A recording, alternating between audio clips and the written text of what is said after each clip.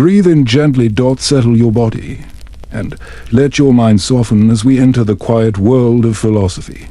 Before we step into the depths of Friedrich Nietzsche's ideas, a small reminder. If you enjoy calm, reflective explorations like this one, make sure to subscribe to the channel and like the video. It helps this space grow, and it ensures you won't miss any future meditative philosophy journeys. Now ease into the sound of silence. Imagine the world dimming round you, like a candle slowly lowering its flame. You are entering a place older than memory, the place where thought begins. Tonight we walk with Nietzsche. Friedrich Nietzsche was born in a small German village in 1844. His father was a Lutheran pastor who died when Nietzsche was only 4 years old.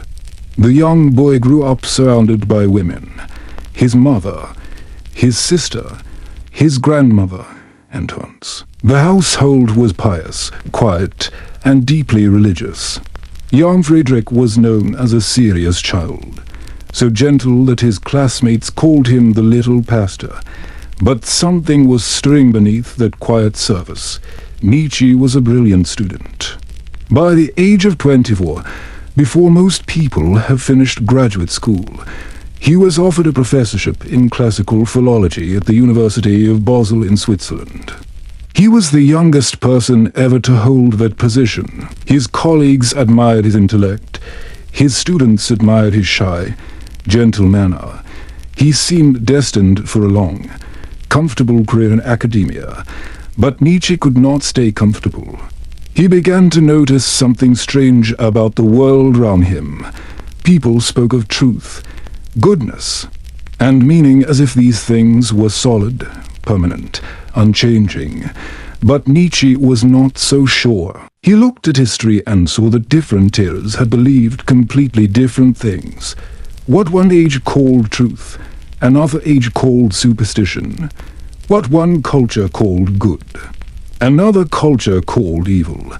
This troubled him deeply, not because he wanted to destroy belief, but because he wanted to understand how belief worked. He came to a quiet but radical conclusion. There are no absolute truths floating in the sky, waiting to be discovered. There are only perspectives, ways of seeing, interpretations. And every interpretation is shaped by something deeper than logic, by life itself, by the will to live, to grow, to flourish.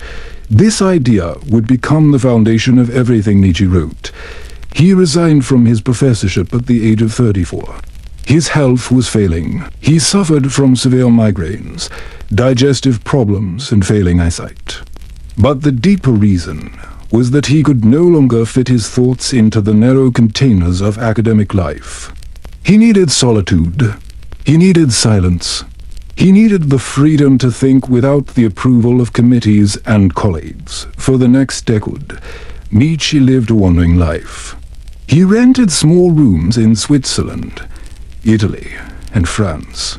He wrote standing up at a desk, because sitting made his headaches worse. He took long walks in the mountains, sometimes 8 or 10 hours a day, letting the rhythm of his footsteps shape the rhythm of his thoughts. He wrote not in a dry, academic style, but in short, explosive fragments, aphorisms, poems, parables. He wanted his philosophy to be felt, not just understood. This is the Nietzsche you're meeting tonight. Not the loud, angry figure of popular legend. The quiet, sensitive, solitary walker who asked the hardest questions a human being can ask. Why are we here? What gives life value? How do we live without lying to ourselves? These questions are not abstract to Nietzsche. They are personal. They emerge from his own suffering, his own solitude, his own relentless honesty. And because they came from his life, they speak directly to yours. As you breathe slowly and feel your body settling into rest. Imagine for a moment that you are walking beside Nietzsche on a mountain path. The air is cool. The sky is wide. There is no crowd, no noise, no demand. Just the sound of footsteps on stone and the quiet unfolding of thought. This is where philosophy begins. Not in a classroom, in the open air, in the presence of your own aliveness. Nietzsche noticed something that most people of his time were trying very hard not to notice for centuries. European civilization had been built on a foundation of Christian belief. God created the universe. God gave meaning to life. God provided moral laws. God promised justice after death.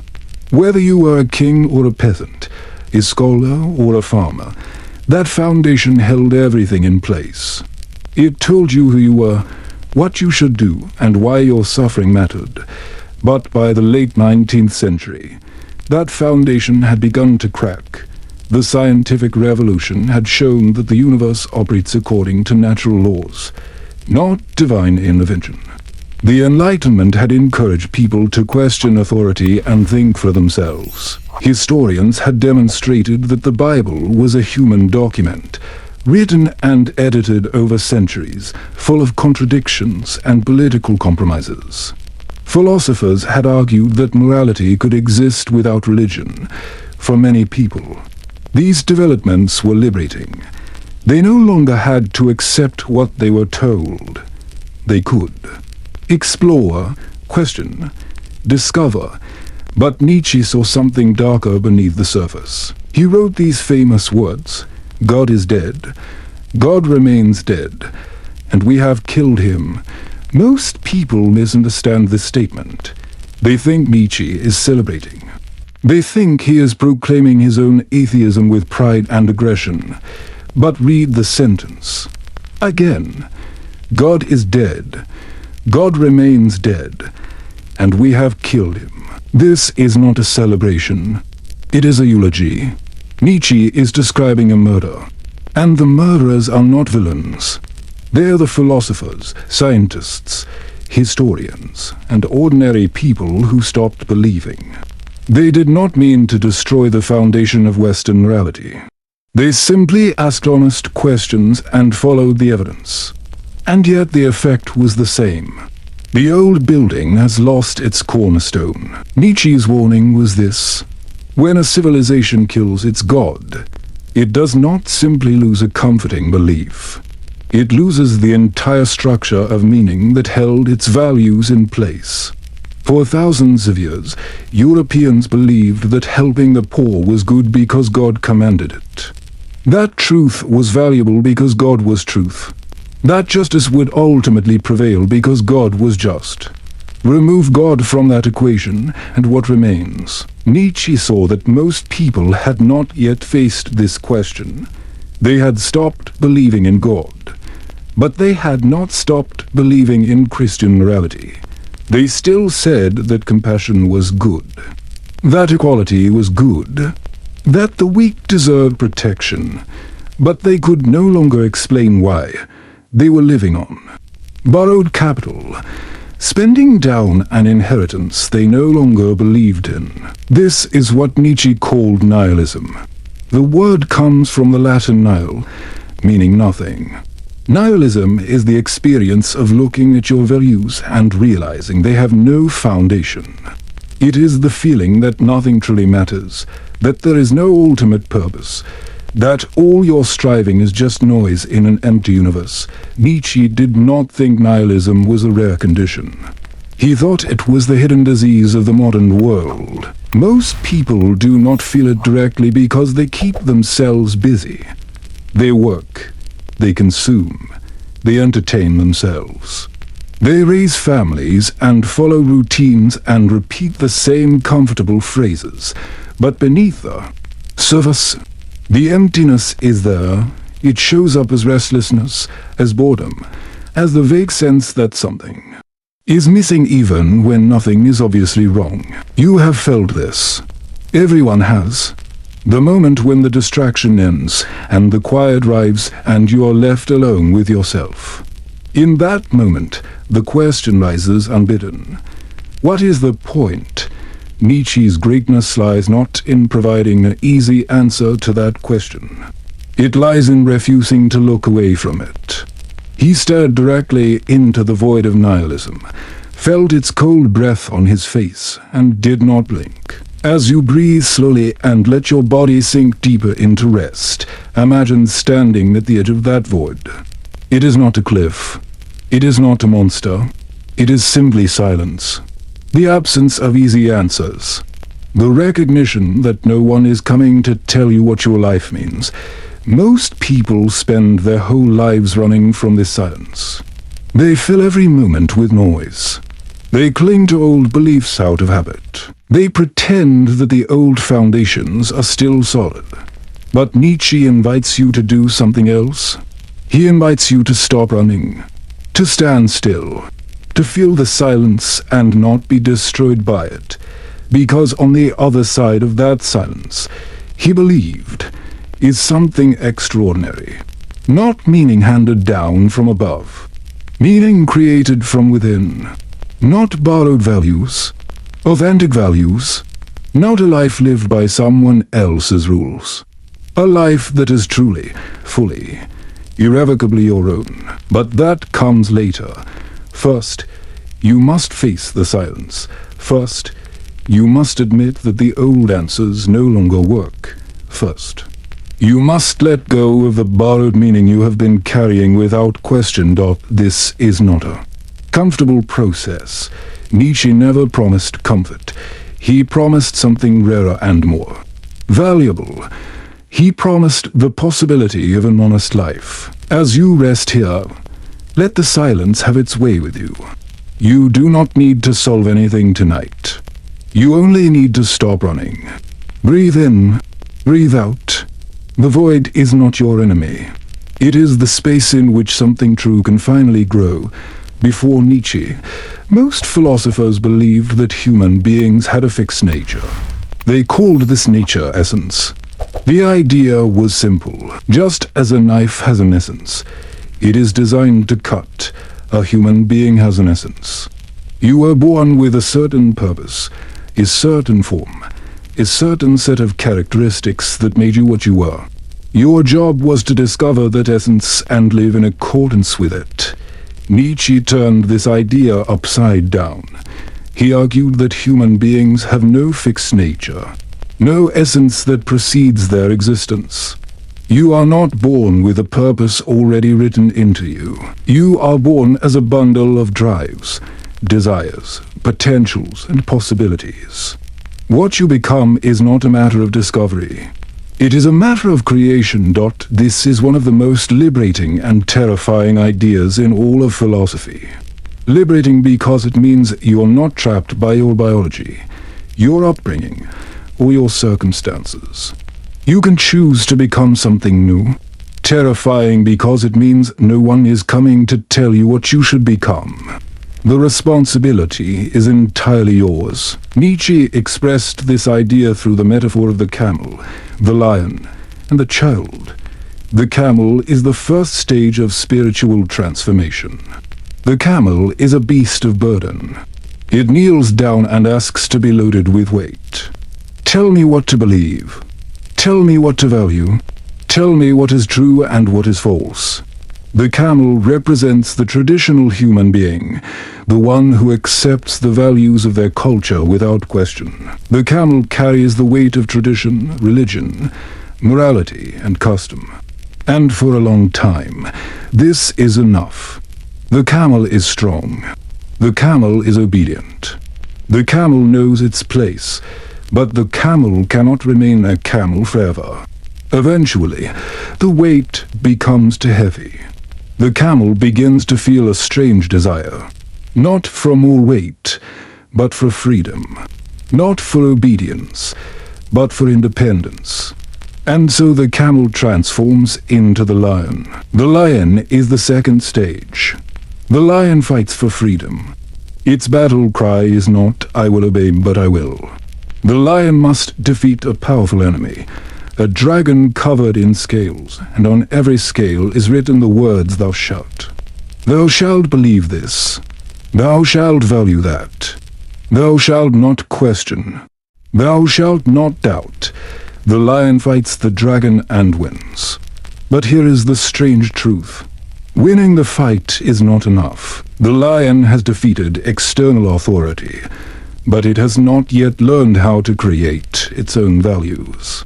The lion can say no to the old rules, but it does not yet know how to say yes to something new. And so the lion transforms into the child. The child is the third stage. The child is not burdened by the past. The child is not fighting against anything. The child simply creates. With a spirit of play, with innocence, with fresh eyes, the child says yes to life and shapes something new out of the raw material of existence. Nietzsche believed that most people never make it past the camel stage. They spend their entire lives carrying the weight of borrowed values, never questioning, never fighting, never creating. Some people reach the lion stage. They rebel, they reject, they say no to the old rules, but even they often get stuck, defined by what they oppose rather than what they love. The goal, for Nietzsche, is to become the child, to move beyond obedience and beyond rebellion into genuine creation, to live not according to someone else's script, but according to a script you're writing yourself, moment by moment, choice by choice. As you breathe slowly and feel your body relaxing into the surface beneath you, imagine yourself moving through these 3 stages. You have been a camel. You have carried weights you did not choose. You have been a lion. You have said no to things that did not serve you. And now, perhaps, you are ready to become the child. Not childish, childlike, open, playful. Free to create without the fear of getting it wrong. The child does not need permission. The child does not need guarantees. The child simply lives, fully and without apology. This is what Nietzsche means by becoming who you are, not discovering a hidden self that has been there all along, but creating a self that did not exist before, not finding your purpose, making your purpose, not obeying someone else's values, growing your own values from the soil of your own life. This is the great work, and it takes a lifetime. But tonight, you do not need to do the work. You only need to rest in the possibility that the work is yours to do. Not tomorrow, not all at once, but slowly, gently, step by step. Breathe in, breathe out. The camel, the lion, and the child are not just abstract ideas. They are stages of your own becoming, and you are further along than you think. One of Nietzsche's most misunderstood ideas is the will to power. Many people hear this phrase and imagine something cruel. They think of domination, conquest, the strong crushing the weak. But this is not what Nietzsche meant. The will to power is something much simpler, much deeper, and much more universal. Every living thing, Nietzsche observed, strives to grow. A tree does not simply want to survive. It wants to spread its roots, stretch its branches, reach toward the light. A river does not simply want to flow. It wants to carve its path through the landscape, shaping the earth round it. A flower does not simply want to exist. It wants to bloom, to release its seeds, to transform its small corner of the world. This striving to grow, to expand, to become more of what it is, this is the will to power. It is not about power over others. It is about power over yourself. The power to overcome your limitations. The power to transform your weaknesses into strengths. The power to say yes to life even when life is hard. Nietzsche believed that most people misunderstand their own deepest desires. They think they want happiness. They think they want comfort. They think they want to avoid pain and maximize pleasure. But this is a mistake. What living beings truly want is not happiness. What they truly want is the feeling that their power is growing. Think about a difficult challenge you have overcome. Was it pleasant in the moment? Probably not. It may have been exhausting, painful, frightening, and yet, looking back, you would not trade that experience for anything. Why? Because the struggle itself made you stronger. The difficulty itself deepened you. The obstacle that you overcame became a source of pride and self-knowledge. This is the will to power in action. Not the pursuit of comfort, but the pursuit of growth. Not the avoidance of suffering, but the transformation of suffering into strength. Nietzsche noticed that many people are afraid of their own will to power. They sense this striving within themselves, this desire to grow and expand, and they feel guilty about it. They have been taught that humility is a virtue, that ambition is dangerous, that wanting too much is selfish. And so they shrink. They make themselves small. They settle for a less than they could become. Nietzsche saw this as a tragedy. Not because everyone should be a conqueror or a tyrant, but because a life lived without the will to power is a life half-lived.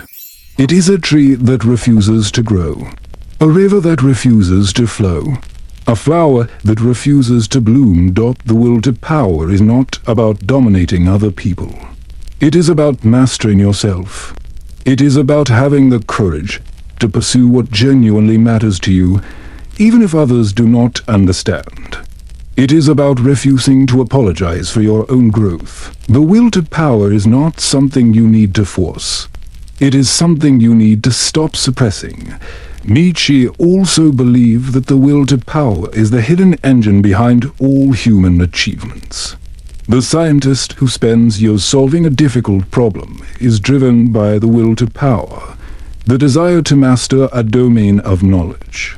The artist who labors over a painting is driven by the will to power, the desire to bring something new into existence. The parent who sacrifices for a child is driven by the will to power, not power over the child, but the power to nurture, to protect, to shape a future beyond themselves. Even compassion, Nietzsche argued, can be understood through the will to power. When you help someone who is suffering, you are not simply being selfless. You are also expressing your strength. You have the power to give, and giving feels good precisely because it is an expression of power. This does not make compassion less real. It makes it more human. Nietzsche wanted to free people from the guilt they feel about their own desires. He wanted to say to each person, your striving is not shameful. Your ambition is not evil. Your desire to grow, to expand, to become more than you are, this is the very essence of life itself. Do not apologize for it. Do not suppress it. Learn to channel it wisely. The alternative is what Nietzsche called the last man. The last man is the person who has given up on growth entirely. The last man wants only comfort, safety, and the absence of pain. The last man blinks and says, what is love? What is creation? What is longing? The last man has no questions and no passions. The last man lives a long, warm, comfortable life and then dies. And the earth, Nietzsche wrote, becomes small. Do not become the last man. Not because you need to be famous or powerful in the eyes of the world, but because you owe it to yourself to become fully who you are. Not a smaller, safer, more comfortable version of yourself. The largest, most alive, most authentic version of yourself. Breathe in. Breathe out. The will to power is not a philosophy of domination. It is a philosophy of growth. And growth is not something you need to force. It is something you need to allow. Like a seed that contains within itself the pattern of the oak, you already contain within yourself the pattern of your own becoming. The task is not to invent that pattern. The task is to stop interfering with it. To stop shrinking. To stop apologizing. To let yourself grow toward the light. Nietzsche suffered. His body was weak. His eyesight failed him. Migraines left him bedridden for days. He watched his work be ignored and misunderstood. He saw his friends drift away. He died in 1900, not as a famous philosopher, but as a quiet, broken man cared for by his sister. Most of his books had sold only a few hundred copies, and yet, from this life of suffering, Nietzsche produced one of the most life-affirming philosophies ever written. He did not become bitter. He did not curse his fate. He did not spend his final years complaining about what he had been denied. Instead, he gave the world a phrase that captures the highest wisdom he knew: amorphote. Love of fate, not acceptance of fate. Not resignation to fate. Not toleration of fate. Love of fate. To look at everything that has happened to you, the joys and the sorrows, the gains and the losses, the choices you made and the things that were done to you, and to say yes, not in spite of the suffering, including the suffering. Nietzsche wrote, "My formula for greatness in a human being is amorphote, that one wants nothing to be different, not forward, not backward, not in all eternity, not merely bear what is necessary, but love it. This is the highest teaching. Not to endure life, to embrace life, not to survive suffering, to grow through suffering, not to wait for a better future, to say yes to this moment, and this moment, and this moment, exactly as they are. Amorphote is not easy. It is not a trick you can learn overnight. It is the fruit of a lifetime of practice. It is the achievement of someone who has faced the void, felt the weight of nihilism, and decided, consciously, courageously, repeatedly, to choose life anyway. Nietzsche knew that most people would never reach this height. They would remain stuck in resentment, blaming their parents, their bosses, their luck, their God. They would say, if only things had been different. If only I had been born richer, healthier, more beautiful, more fortunate. They would waste their lives wishing for a past that never existed. But the person who loves their fate does not waste energy on wishing. They take what has been given and they make something beautiful from it. They understand that their suffering is not an obstacle to meaning. It is the raw material of meaning. They understand that their limitations are not punishments. They are the constraints within which their creativity can flourish. A sculptor does not complain about the marble. The marble is what makes the sculpture possible. A gardener does not complain about the soil. The soil is what makes the garden grow. And a human being who loves their fate does not complain about the life they have been given. They take that life and they shape it into something worthy of their own affirmation. Nietzsche also gave us the image of the eternal recurrence. Imagine, he said, that a demon whispered to you, this life, as you are living it now and have lived it, you will have to live again, countless times more. And there will be nothing new in it. Every pain, every joy, every thought, every sigh, everything returns. Would you fall to the ground and gnash your teeth in despair? Or would you call the demon a god and say, I have never heard anything more divine. The eternal recurrence is not a cosmological theory. Nietzsche did not actually believe that life repeats forever in a literal sense. The eternal recurrence is a test.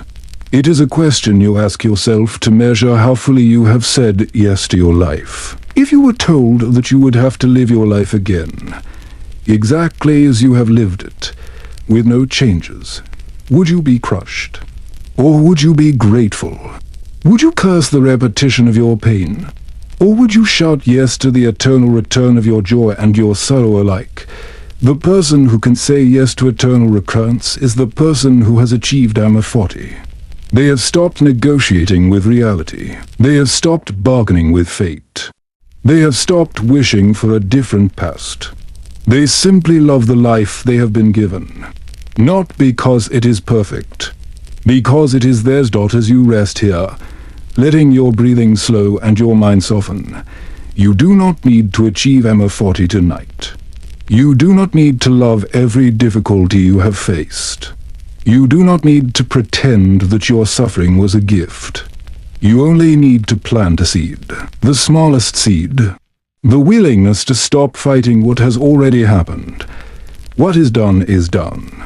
What has passed has passed. You cannot change a single moment of your past, but you can change your relationship to it. You can stop resenting it. You can stop wishing it away. You can begin, slowly and gently, to make peace with the life you have actually lived. This is the beginning of Emma 40. Not love yet, but ceasefire. Not embrace yet, but acceptance. And acceptance is the soil in which love can eventually grow. Nietzsche's philosophy does not ask you to be happy in the shallow sense of the word. It asks you to be alive. Fully, deeply, dangerously alive. It asks you to stop hiding from your own existence. It asks you to stand in the sunlight and the storm and say yes to both, before you drift fully into rest. A gentle reminder. If you enjoy this exploration of Nietzsche's wisdom and wish to experience more calming, thought-provoking content, please subscribe to our channel and like this video. Your support allows us to continue sharing these reflective journeys with you. Now let the quiet courage of Nietzsche carry you into sleep. The camel, the lion, and the child transforming within you. The will to power that is not domination but growth. The void that is not your enemy but the space. For something true, the eternal recurrence asking nothing of you but honesty. And Emma 40. Love of fate, the great yes to a life that is fully, irrevocably, beautifully your own. Breathe in and let go. Breathe in and let go. You are here. You are becoming, and in the quiet of this night. That is more than enough. Sleep well.